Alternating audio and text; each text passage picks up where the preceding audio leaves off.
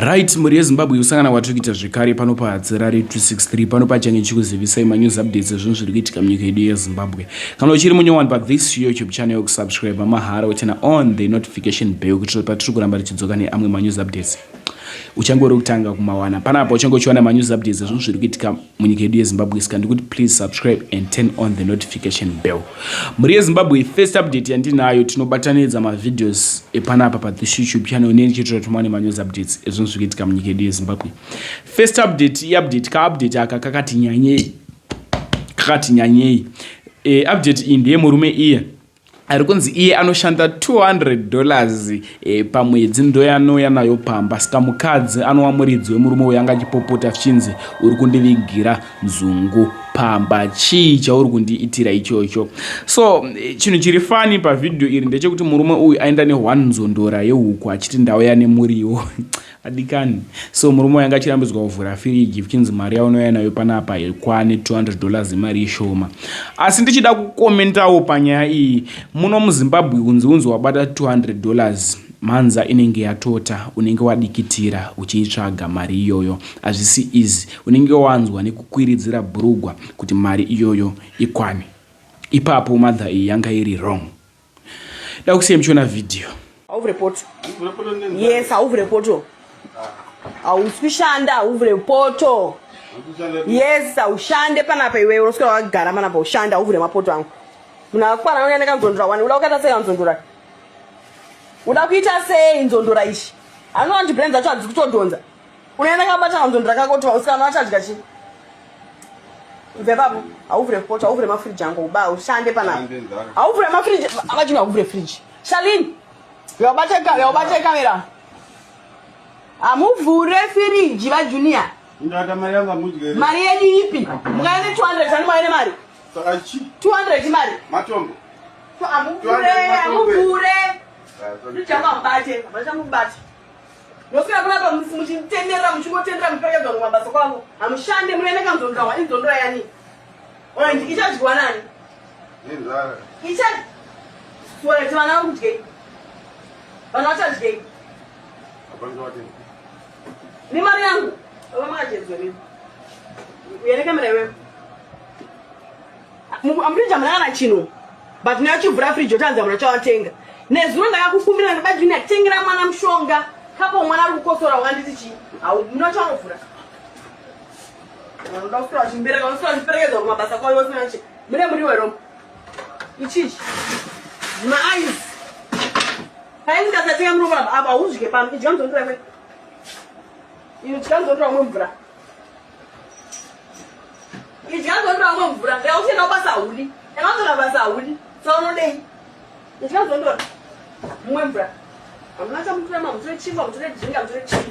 Ini ndo shanda. Ndenda kwa machao kwa kunusura nchi. Tukana matelezi wa doktora chikafu. Never. Ichikanzo ndo right.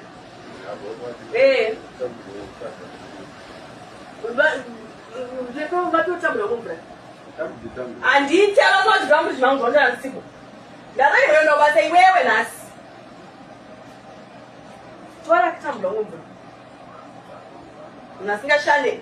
Kuti sandi gume. Sandi gume. Odi gume wanifura madini. Odi gume. Odi gume chi. Siko bare mungu nasere kushanda. Apo ndoga kunoperekeza vanhu kusloko kokotanzi. Sandi gume kutenda chira pressure ndikubibata. Brother ndiri kubhadhara njanzo ndanza kwai ono biko ne muri mangura akwana kune zimuna akwana nene ndondira wani ibo ima plus junior ngaya uzembo kutanenza muri inzore michenji gasei sio bazi ndondire madero chaje bana majike Yada plan ibi onto nzota plan yewe ndondira wani. Next update iyo mvura yakanaya kuBeit Bridge. Mvura iyi yanaya kuBeit Bridge yakaparadza zvinhu zvakati wandei kuBeit Bridge ikoko. Soda kusiya mchiona video, bedza kuona video tozonofika mcomment section inse mushamarara wenyu ndasarwa nekukurovera last update. Mawani. Mvura yanera kumsoro wakomana mvura yanera kumsoro unazikuda pa bridge reparenga. Pa main entrance old ringa papa. Unaweza yeta mvura gasi. Ita do overflow hapa. Mai manje ninga hapa stubo pa change maana hapa.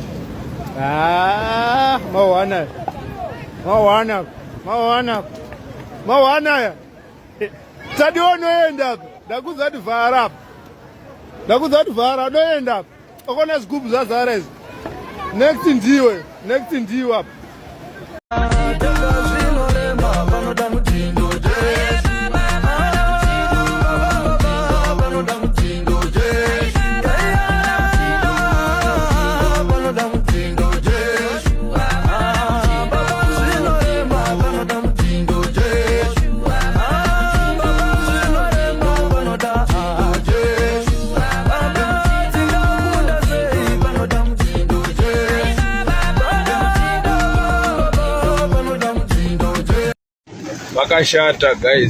Vakashata guys.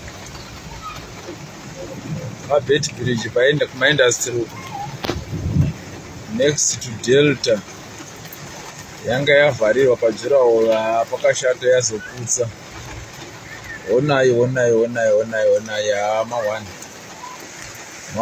mawani. Not to end this video. Next update iyo ya mabridge na Veko ari kunzi muchinda iye aibira vanhu muno munyika yeZimbabwe saka aizoshandisa vanhu anzi kukwanisa kutaura mazita avo nekuti ndinopinda mukati ndakada kubata nyaya idzidzi dzinokupinza mukati. So Veko uyoyo airova inonzi Diamond Migration yaya ndo yaipusha nayo muno munyika yeZimbabwe. Vazhinji vanoziva nezvemuchinda uyo wandiri kutaura nezvake. So pane friend yaVeko yabuda masocial media ichitaura zvainga ichitaura ende ichi-include zita ramabridge pavideo. Video rakati rebei. Veko vanomuziva ndo vakavharwa naVeko. Pine comment section motaurwa munofuka comment section. First update asi kavideo kanichatanga kuradzai kavideo kamabridge and then vamaona video refriend ya Veko ichidadamura chokwadi chezidi. Veko aiwa ainge asina mari aindinyepera ndakamukweretesa mari dzangu dzakawanda. Varipo wakatomboshanda naVeko pane vari kuona this video.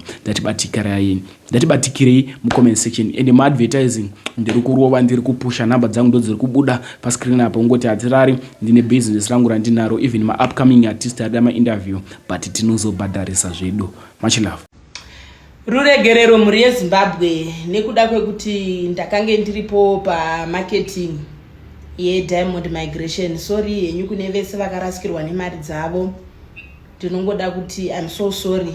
Kune akarifeiwa neni o akarifeiwa neimwe socialite kana nemamwe macelebrity. I'm so sorry.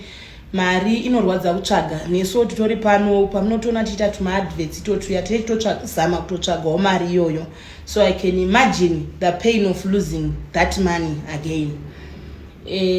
Inini ndine urombo pakuti ndakamaketa chinhu chandanga ndisingazivi kuti is it legit or haisi legit. Chakaitika kuti nditrust mukomana Veko, it's because I knew him before this company isati yatombotaurwa nezvayo. So you know kana ukaziya munhu kumashure uko akazoya achiti ndabudisa chinhu changu chakati unenge ukorine trust yekuti aiwa munhu wandoziya, there's no way yapanga itwa chitsotsi kana yapanga vharwa vanhu. I'm so sorry kune vanhu vese vakarasikirwa nemari dzavo kuDiamond Migration. Ibasa rangu inini mabridge kutangira izvezvi kudzidza kuri muvanhu unenge usina sezvinhu zvinesa zvamboitika in lifetime techingomaketa zvinhu zvinodeliverwa and stuff. Rabasa redu rekuti ndikapiwa basa ndinyatsotarisa ma backgrounds, unlike apa ndautaisa ma backgrounds because I was like I know the person and munoziya. Saka ndine urombo kune vanhu vese vakarasikirwa nemari dzavo. I'm so sorry. Thank you so much for your understandings. Pane pasina second end information. And panapa kana ndutaura chokwadi changu chandiri kutaura. And I know chero Veko zvikanzi gore ranobuda zvikanzi abuda this life achainzwa, and this is the truth that I'm saying today. Hapana kuti ndanyepera vanhu kana ndaita sei ndotaura chokwadi sezvachiti so that munobva maunderstand kuti nini ndakamira papi. Handisi kuda kuti ndikave side or ndite sei, ndoda kurondedzerai from kubva pekutanga vakatanga vaitevera Veko kubva kudhara. I think munokwanisa kutoona journey yacho even through my pictures zvichienda so that mangwana munozounderstand mune makuziva zvekutaura.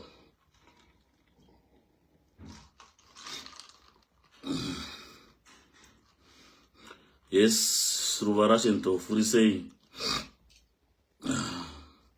komatambula 4 waka RC nofarira uno ndakadai so 1 ndifari ndofanira uno ndakadai. Yes baby, yes mabrijo zviri sei baby wangu, takudregwa in panyaya dzatisingazivi idzi, ngatisati idzi dzatisingazivi because vheko ndewangu zvekudaro and I'm not denying it.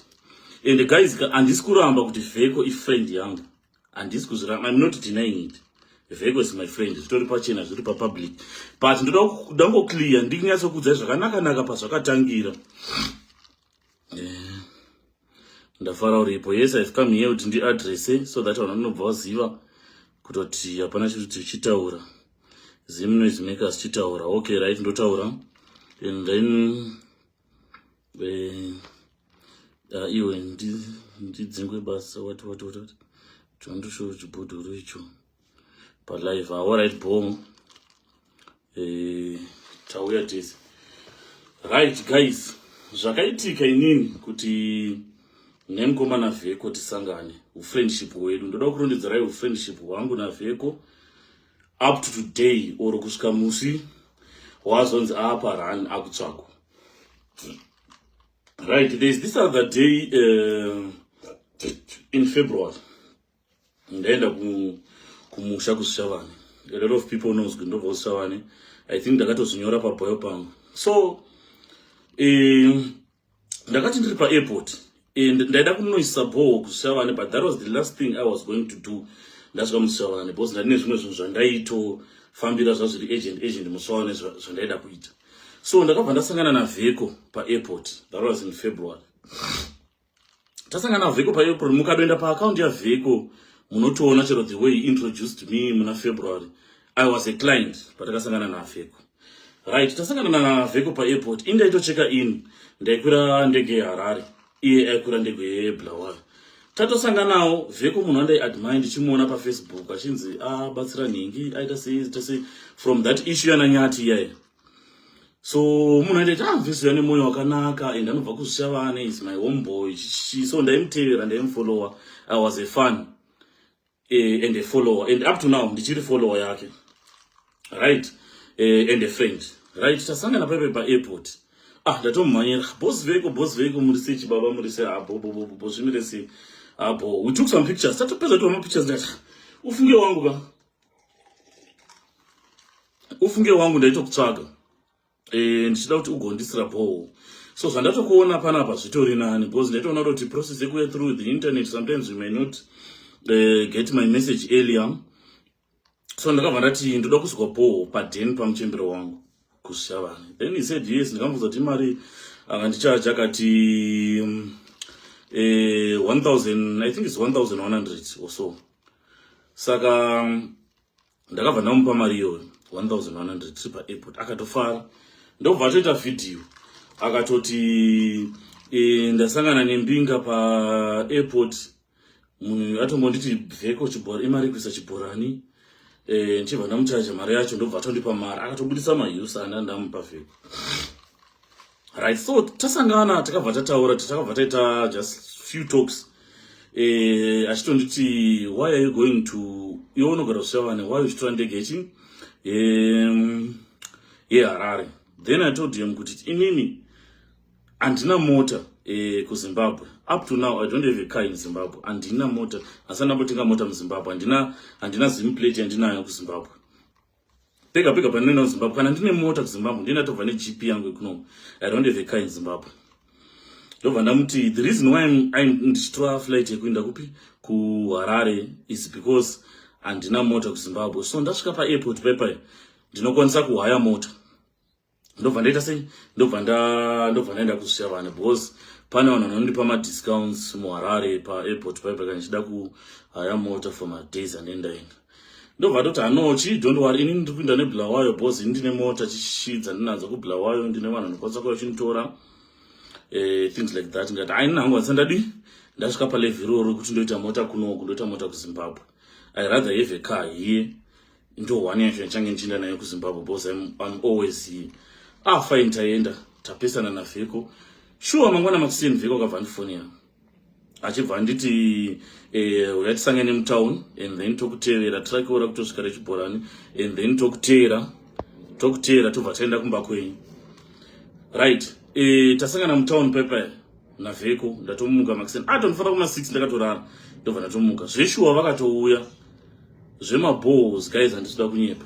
Maballs vanotoita notoadvertise denda nine mapictures ndikwanisa kusenderai. I think I got one. Zvemaball vanotoita komana mai ndabva ndasangana nemutamu tikadadaida. I think Tobias was there. Tobias wakagota anga aripo, you can witness that. Takabva vakabva nditevera tikaenda kumba kwedu tikasvika tikadrilla ball zvese zvakanaka. Ndandatomupa mari a day before ndobva ball radodrilliwa zvese zvafamba ball. From there takabva tatanga kuwirirana because ndakabva ndafara ndinoti munhu utori businessman zveshuwa because he said company yemaball ndeyake. Ndikatomubvunza chitomuti how old are you? Wakutoona company yemaball? Wangu wakasimba uri chibaba because I know that track record yemaball is very very expensive. Then he said this is company. So takabva tatanga kutofara tafara timusvava nancherera ball vaisa everything tatsvaga vanhu vasirivo vekuzoisa matanks and stuff. Taisa matanks up to now mvura iri kubuda zvakanaka. Right, takabva tadzoka kuno kuSouth Africa. No, hatina kudzoka kuSouth Africa same. Takabva tabva kuShavane ndobva taenda kuSouth Africa. Taenda kuSouth Africa takabva tanomita ma friends ake ma socialite amwe kuuya takanomita ma friends ake ku Harare vakawanda takabva tanomita. Just 1 minute.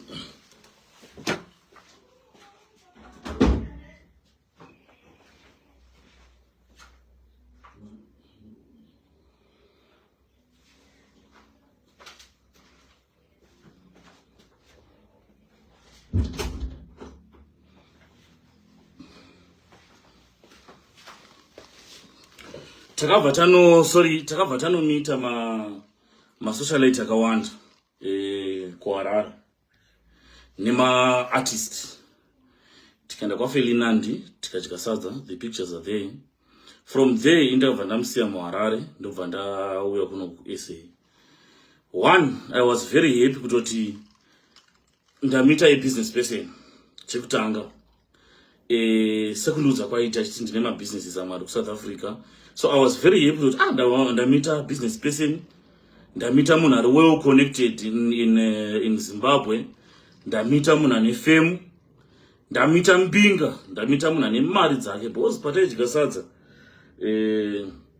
takapedza sadza ndobva pa ma friends ake something mari akavapa. I think that was $100 each. So ndakaona kuti ndamita mbinga ndichitoti nini indaitozviona ndine masense level racho munoona level letter. So I was very happy kuti ndasangana nembinga, ndasangana ne business person, ndasangana ne homeboy wangu. Guys, I was very very very very very happy. And then ndakabva ndauya kunoku and then vheko ndobva azouya auya akazotevera the second day. Right, auya takutamba tosi. Then akabva nditi I want to invite you to my place, which is pamunyaka baba. Tichiwirirana guys zvinotofamba zvese po. Like I'm saying, but I'm not denying kuti vheko friend yangu. Tasangana baba tatoenda tese kumunyaka.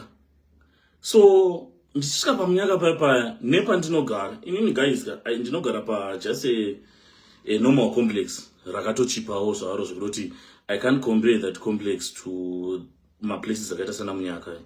Vana munyaka they are top class apartments. I can't compare mine to that. Because my apartment kutoti ane something like a beach. What mine is a normal apartment. Ndasvika pepe ndafara ndamuona vheko chishi tafara zvese. Taenda murestaurants, panogara pane restaurant, pane beach, everything taita. And then ndo pakazotanga kundiudza nyaya yake ye Diamond Migration.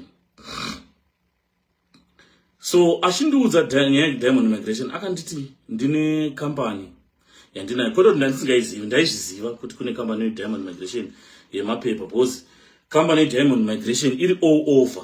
I think kana uri socialite or celebrities number advertiser Diamond Migration unenge usingapisi because almost everyone advertised that business.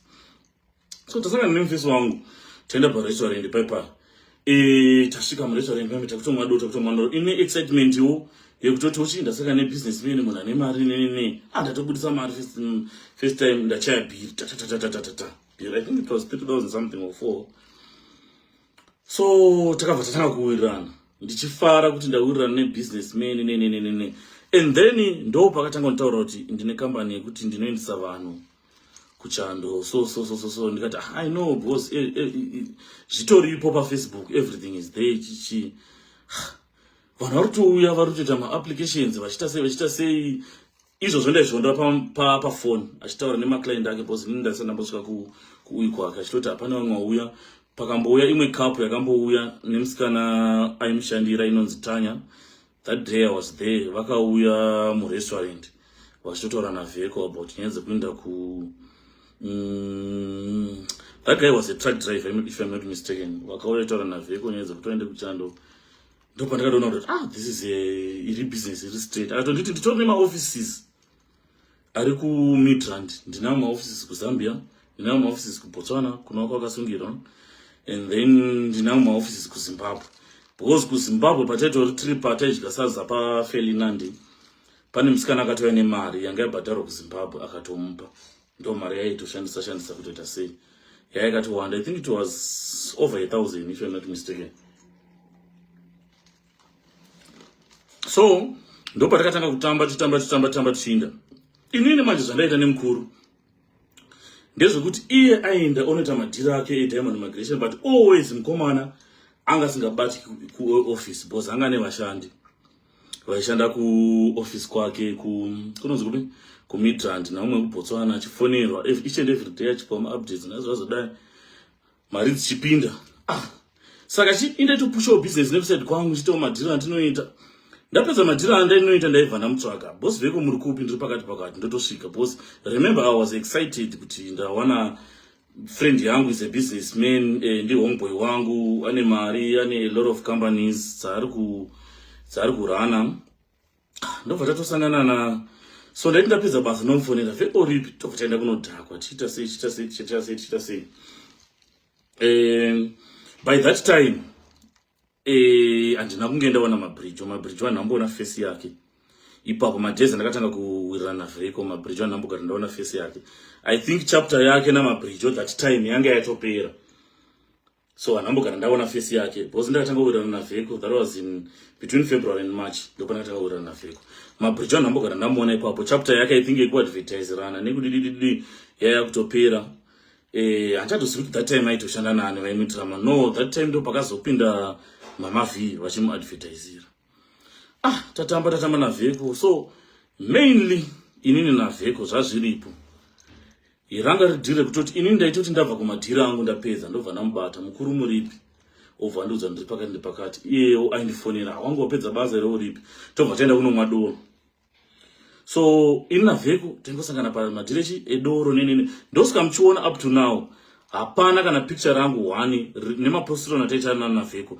hapana kana picture rangu 1 riripo ndiri pamaoffices eDiamond Migration kana pane 1 picture riripo munokwanisa kundisendera why pasina picture iroro because inini kuoffice ndakangosvika ka 1 ndichimupika kuoffice kwake kwaitonaye ndobva atondifonera angati yondoone ndobva asoti ndazomanya kuoffice akasendera address paoffice ndobva ndatosvika pamaoffices ake ndichitomupika nditi office yedu iyo chichi ndakatofara ndoti this is a well organized person because atori neoffice ne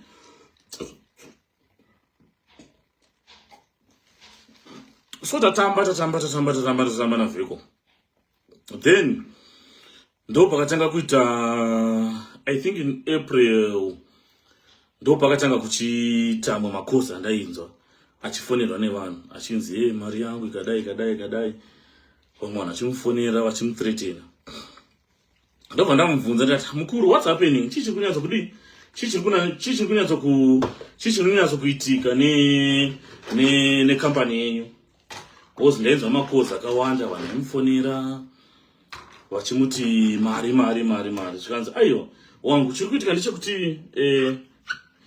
ndechekutoti munhu achiuya kuoffice tinomuudza kuti wangu isusu tinokwanisa kukuitira 1 2 3 takuitira 1 2 3 visa unozoenda kuembassy wozonoapply visa saka aiti hanzi kana vanhu vasvika kuembassy kuya kuno visa rikaramba hanzi vaizodzoka back. Vadzoka back hanzi vaiti tiri kuda marefunds edu. Vati tiri kuda marefunds edu hanzi taibva tazovawekera. Tavawekera hanzi vamwe vaizoramba kutoti let's say wanga wabhadhara 50,000 rand. I'm just giving an example. Wobva wanzwa kupiwa kana 38,000 hanzi vamwe vaizobva varamba. So hanzi ndo issue. Ndikati alright, iyo yacho chivadzosera here zvikanzi aiwa munhu ndinomusendisa fomu, ndamusendisa fomu after 21 days. After 21 days anofanirwa kuuya achizotora mari yake. So tinotoudza munhu kuti ukasaina fomu after 21 days tobva takudzorera mari yako because mari tichifanirwa kutaura nema-agents atakapa mari kuti adzose mari. So that process it only took 21 days kuti uwane mari yako back. Ndobva ndikati okay bo. So pandainzwa nyaya dzekuti kwai vheko watibira, vheko watidai, inini ndichinzwa first hand information yake ndaita kudanya kuti havana kuwirirana pama 21 days, havana kudai. Tafamba na vheko. Tingowirirana mumwe nomwe achita zvinhu zvake, tichivhizitirana na vheko, tichita sei. And then ndopandakabva ndazonzwa nyaya dzekunzi akadzingwa pamunyaka. Iye anondudza kuti adzingwa pamunyaka. Ndakatozvinzwawo mumakuhwa through pa live. I think should be live as Smelly. Ndobva ndamufonera ndamuti vheko uripo here akatoti handiripo. Ndati ko chii zviri kuitika pamunyaka zvanzi aiwa handina kudzingwa pamunyaka ndabuda mu2 bed ndamu 1 bed. So vanhu vakuti chi ndadzingwa ndatombodzingwa nditoripo pamunyaka chishishi. Alright fine. Tukufamba ndobva paitika that show ya Cheso Boys. Right, show ya Cheso Boys. Vana macheso vauya vaita se vauya band right iwo akatondifonera this a day andifonera nditi mukuru amunawo here chi something ndoda kubalansa vakomana. Ndobva ndatomuisira mari. Handizotaida kubalansa kupi zvikanzi ndokupa chi after show yapera. And then show ya inenge yakaflop kwa Cheso Boys. Ndakanzwa yakaflop because muKempton Park mamusina vanhu but kuPretoria kwakune vanhu. Saka show ya definitely yakaita sei yakaflop. And then ndaona kuti show yakaflop. Same face wangu I didn't ask for my money back. Ndatoona kuti panapa pakaita sei pakatoipa show ya flop chichishi because I don't have invested over 100,000 pa show ya Cheso Boys. The reason why ndichitsanangura zvese guys ndinozama kuratidza kuti ndoda kutsvaga pacho ndichikuranzira iwe ndoda kutsvaga pacho panonzi inini ndakadya mari dzevanhu dzemapemiti. Because to my understanding and naye zvanotoziva vheko panhu pakawandisa 90% of my occasions ataisangana na vheko ndindaitobudisa mari yangu ndichitotenga beer. Because the reason why ndaibudisa mari yangu ndichitotenga beer kazhinji because vheko anonwa masaita. If you check my pictures ake mazhinji anonwa ndazitry indi ndinonwa mawhisky.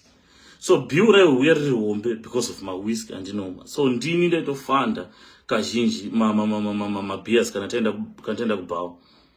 And the show yacho ndakatosvika pashow ndikatofara kutoti show yemvesi wangu ndobva ndatosupporta. I think bamnini wangu andinavo ku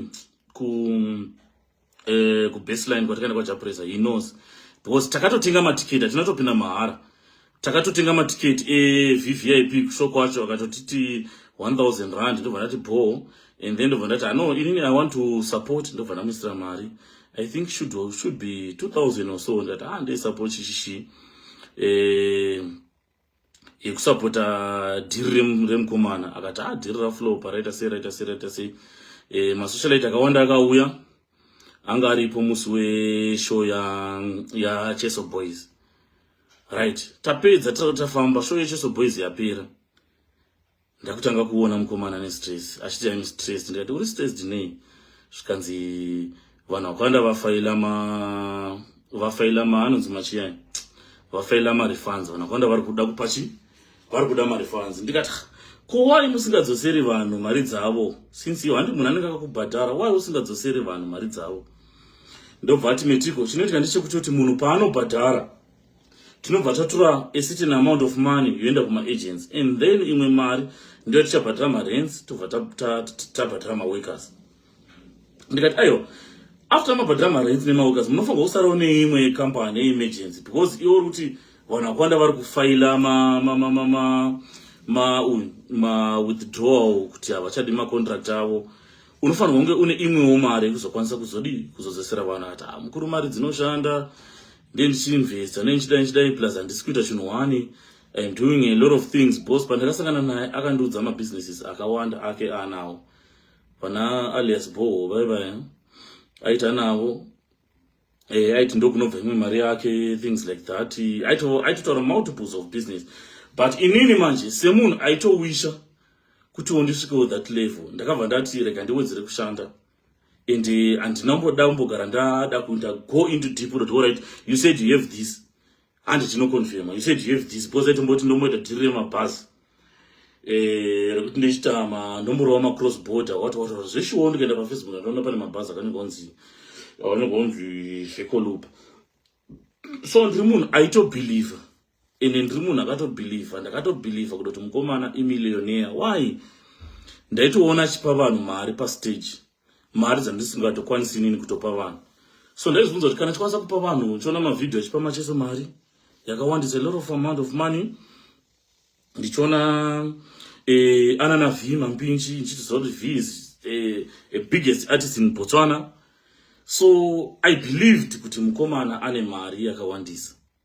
So zvese zvaitaurwa nevanhu chero sisimeli pavaiva palive chivheko dzosera munhu akati mari ndaitoonasa kuda kuti vakomana munhu ivanomunyepera. And checking on the company profile ndichiona vana Madam Bossy vakamuadvertisa, vana Mama V vakatouya vakatoadvertisa ende Mama V vakatouya pashow vachitobhiga Diamond Migration vachitoimba nziyo show yako macheso vachitamba. Everyone was there vauya kuzosupporta. I believed in Veko guys, and kunyepera inema. Inini life yataidorana na Veko ndaidozviti inini ndiri mudiki ane mari direct. I believed in Veko. Ndakabhilivha mahari, ndakabhilivha to the extent because I was blinded. Andina tombogara ndati chero painzi anobira vanhu ka ndaimurambira inini. Andina mbotogara ndabhilivha kuti anobira vanhu. Right, taenda manje. Mari dzevanhu dzakutanga kunetsa paFacebook. Simela vari kuita malive, mari dzevanhu dzichinetsa. And then ndakutoonawo iyechi pachezvake ari broke. I asked him, mwari wangu anondipupurirawo. Ndakamubvunza ndikamati naivheko vanhu vari kuda mari dzavo, vari kubvunza mari dzavo vanhu kuti toda mari dzedu. Wadii watengesa mota 1 ubhadhere zvikwereti zvevanhu because I claim kuti ane 2 matax fire anawo. Ndozvaitaura kuti ndine matax fire ndinawo andonipa 4,000 rand every week. Ndakamuti Veko wadii watengesa 1 tax fire since yochiti une mota 2 because ini nango ndaradza chimwe chimota 1 chisuzuki chesilver chaifamba nemwe mufana muSouth African vakatombouya vari vese panandira. I think that day I was in Campton Park. Ndobva tonditi mukuru ndiyo imwe one of my tax fires. Ndikati chisuzuki chichiri fresh. Ndikamuti since yochiti une 2 masuzuki wadii watengesa 1 Suzuki kamota ka wabhadhara vanhu. Akati mukuru nyari pandoro kuti vanhu havasi kuda ngonzwisisa chete kuti process inofamba sei. Umwe munhu asi kuda kunzwisisa, asi kuda kumirira 21 days. Ndenamuti umwe munhu ndenamuti 21 days iye anobva kunetsa ndakutoda mari yangu izvezvi. Vamwe havasi kuda kusaina bosi tavabvunza ndikati even though safety comes first. Vaya vari kunetsa wadi hauna chaunobva ukatengesa mota yako 1 wobhadhara munhu and then you will recover from the losses.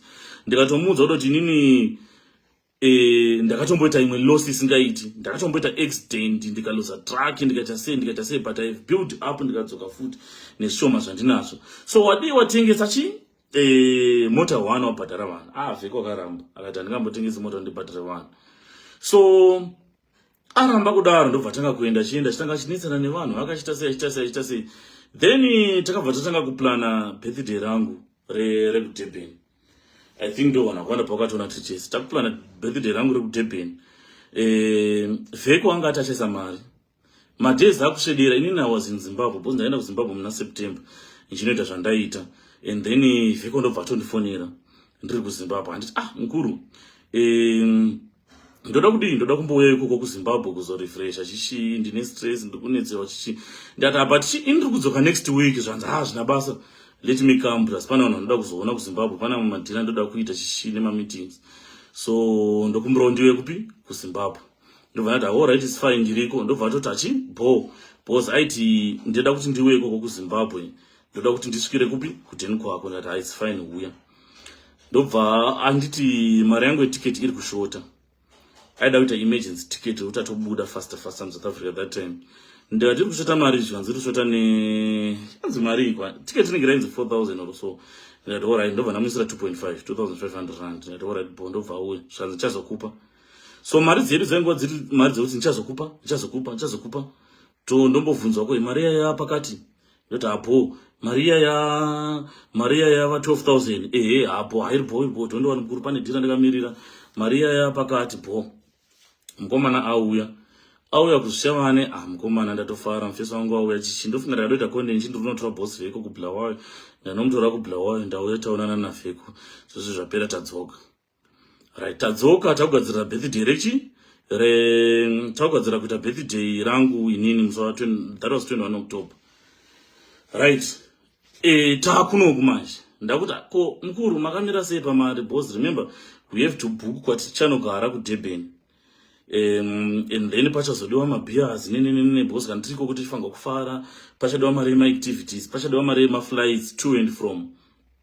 Veko ndobva ati mukuru inini handina mari, kana mune mari mukuru titongoita zvese maita zvese and then ndinozoona kutoti mashandisa mari iyo kana ndazoitawo mari ndozokupawo something. Ndikati alright that's fine. Tikatoenda kuDurban. I think imwe friend yangu anondipupurira uya. I paid, ndindakabhadhara matickets emaflights kuenda kuDurban to and from.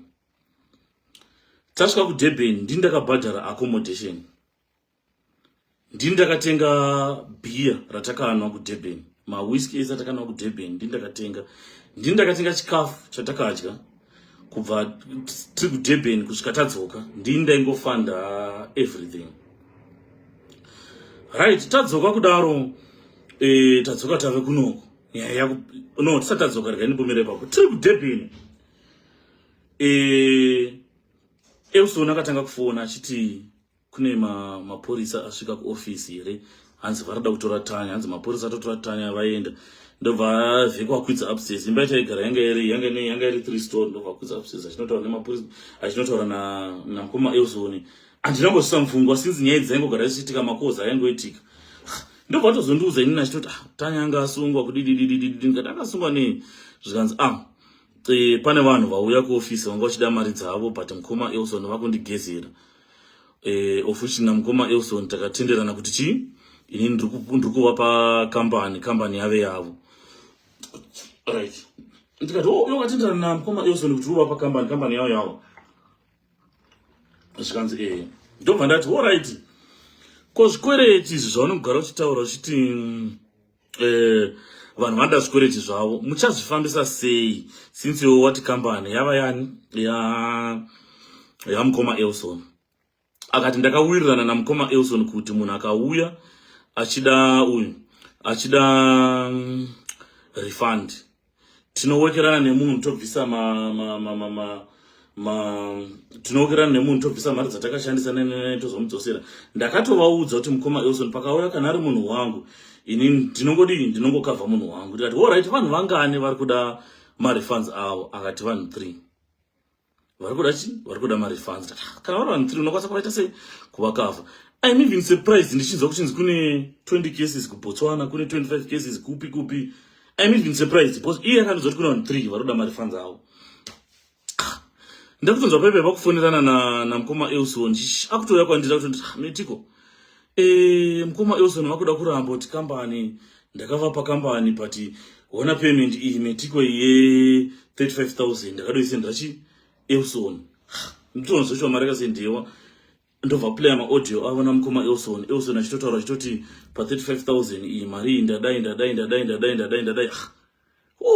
Saka vanhu vari kuita sei vari kuzivana vari tu iwona mukoma Eusoni. And then tichiri koko manje nyaya yaTanya ndopainisa nyaya yaTanya ichinzi kudidididi iye ari kukwira achidzika achitaita makoza ake, vanhu vachida marefunds, vanhu vachida chii. Veko ari stressed, hatorina kana mari. Patati kuDurban anga sitorina mari kana sendi. Inini I mean even surprised pachitagwa mari dzemamillions nemamillions because inini time ndakaura naVeko handisati ndanotomboona ane mari yakawanda zvisingaiti. Tadzoka kunoku ndo pakatanga kupisa nyaya yaVheko naElson. Simeli vaita live yavo yavaita vachiti Vheko dzosera mari yevanhu, pane mumwe mukadzi ainetsa achita sei. Nyaya yakutonetsa paipe ndo panda kutonzwa nyaya dzakawanda pa live yaSimeli ichitodzwa kuchonzi unoowa mari yakati, unoita sei. Vheko ndobva nditi no metiko kuona zvandaitaura mukoma Elson ndakavapa kambani ende pane vanhu 3 vandakavaudza kuti vandachi mari funds, ndiye one of the persons, but mukoma Elson vakuramba kuti havazivi nezvekambani Diamond Migration. Ndikati aiwa ndo paipe pandakakubvunza that same question yekuti mari yevanhu muchaita sei. Iwo ukati wataura namukoma Elson uri kutadzei kungopa vanhu mari dzavo. Mukadzi uyu ari kunetsa kwaSimeli uyu ari kutaura nezvepayment, uri kutadza kumupa mari yake sei, rather than kuti iko zvino ka wawagezera kambani kunani kuna mukoma Elson. Mukoma Elson vanga vakutonetsewa nekuda kwekambani iyoyo, ende mukoma Elson iko zvino vari kuti havachadi zve Diamond Migration. Why wakuramba iwo kudzosera mari dzevanhu? Akati takawirirana takaita sei ndo patanga kunetsa nyaya. Patanga kudonetsa nyaya mukoma Elson vakupinda, mukoma Elson vachiramba vakuita sei, then ndo pakatanga mukomana kusabatika kuva parani, right. Atanga kusabatika mukomana akaita sekuti ambogara muCampton Park, aita sei kuda kumbogara muCampton Park, tisangana muCampton Park parice rakamboposta tichidya rice tiita sei, achiavoida kuenda kumunyaka, achiti kwanzi kumunyaka uku vanhu vari kunditsvaga wati ndichitomudzirawo tsiri chitomti kana vanhu vasingawisisi ma1, but mukuru ndaingoemphasize nyaya yekungoti tengesa chinhu 1 udzosere vanhu mari dzavo. Ndo nyaya ndaingogara ndichimuudza Vheko nchiti tengesa mota, tengesa chakati, handioni kuti nechakati, tengesa chakati. Kokumabhoho kuri kubuda mari, kokupi kuri kubuda mari. Because the reason I'm saying this, I'm surprised kuchinzi kwanzi mune mari dzandakatya. So I'm trying to see kuti which part, because taenda kumabhawa naVheko chimwa doro, tienda kupi kumashows chimwa doro, tichase titorwa mapictures, but I didn't even know kutoti kubasa kwavo kune zviri kuitika, kune mari dziri kubiwa, vanhu havasi kuwana mavisa. Vana Lipson chacho pavakatouya I was there, vachiuya vachinzi vari kuitirwa mapepa, and then vana Lipson pavakatonzi vakuenda kunze, akatoita mavidhio paairport. Ndikatomubvunza naye achiti nenoda kutoenda nana Lipson panze, ndo vandamufunda ndikati uri kupiwo, zvikanzi ndiri kuSingapore. Aitondinyeperera ndikati ko vana Lipson varipi, svika vana Lipson vari kuGreece. Ndati zvotofamba zvanzi chakutoputika mukuru, vana Lipson zvavaenda so only to find out Anabe wakubudisa picture rehotel yakapikwa yana Lipson, svika vana Lipson vari kuDubai. Ndikati vana Lipson vari kuDubai sei, indaiudzwa kuchinzi vana Lipson vari kuGreece. Ndo vandamufunda ko wangu chiri kuitika paFacebook. Ndikati ko vana Lipson vari kunzi vari kuDubai wana Anabe, iwo uri kuti vana Lipson vakanovasiya kupi kuGreece. Svika kuGreece zvakasvika zvikaramba, ndobva ndavadzosera kuDubai. Vana Lipson vaive vadzoka, ndobva nditi kwanzi mukuru ndonomuroti kana Lipson adzoka mumbomutsiura. I've used a lot of money pana Lipson andikosa singaiti apa pana ndamumaprocesses ekutoti ndimuitire imwe visa, ndirifunga kurega, ndirifunga kuita sei. Vana Lipson vauya vakumba kwake vangoisa tsitsi vana Lipson vapepe, then vana Lipson ndobva vatoti vadecide kuti vakudzokera kupi kwavaigara kuCape Town. Handizivi kuti zvemapayment vakati havachade here or something, because ndabva ndaona vana Lipson vadededede vadzokera. Vana Lipson ndiyezi ndikamubvunza kuti ko vana Lipson aufa, ndazomubvunza after a month zvikanzi mapayment avo anga abuda. Lipson abva aramba kuenda kuchando, akati ndakuda kuita zvemuno chishinda. Lipson anobhaiza after all the month that we have used akuramba kuenda kuchando, why achidaro? Ndakatorwadziwa, ndikatovenga Lipson mumwoyo mangu, ndichiti aramba kuenda kupi, ndichiti aramba kuenda kuchando Lipson, only to know kuti mufesi wangu kubva kwesekwatai rarama uko aindinyepera. So it's like I build that relationship yedu achinyepa mufesi wangu. I'm not denying him mufesi wangu, but one thing amuchachada kumuudza ndichoda kuti nhema dzakaipa muupenyu, because mangwana hauzowani munhu anokubatsira. Ende chinozoitika ndechekuti kana munhu achikunyepera chero pakudefenda, unozoshaura kuti munhu omudefenda sei iye aikunyepera, because right now ndakatanga kutonzwa kutoti zvimwe zvinhu zvaitoti ndezvake, ndakatanga kunzwa zvakunzi hazvisi zvake. I don't know how true is it, because ndakatozobvunza ndikati ko mataxify aripi panga kugara asina mari, ndikati ko mataxify haisi kupinza mari here, iya kuti pane zvinhu zvandakakavha mukuru, ndinoita zvinhu zvakawanda, ndinoita sei. Ndobva ndazobvunza umwe munhu anga ari close naye, ndikamuti ko mataxify ariko here, mataxify chishishi. Munhu wacho socialite akatonditi ametiko, inini since ndatamba naVheko handina mbogara ndamboona mataxify, hakuna chunhu. Because anga ari munhu aitombofambawo naVheko achita sei akati inini metiko handambogara ndamuona. Alright, kandirege kuita se like ndiri kuwanda, ndabva ndabvunza Louis ndati ko mataxify kwambomaona here Louis akati handina mataxify ndakaona. Meaning kuti Louis awo aitonyeperwawo through matambiro avakaita vese naVheko, because Louis akabva azongozvikata out in the ndichangopinda changotamba naVheko, Louis akabva abuda relationship iyi. Handisi kuti vakakona nene, because Louis akabuda just after show yamachesa.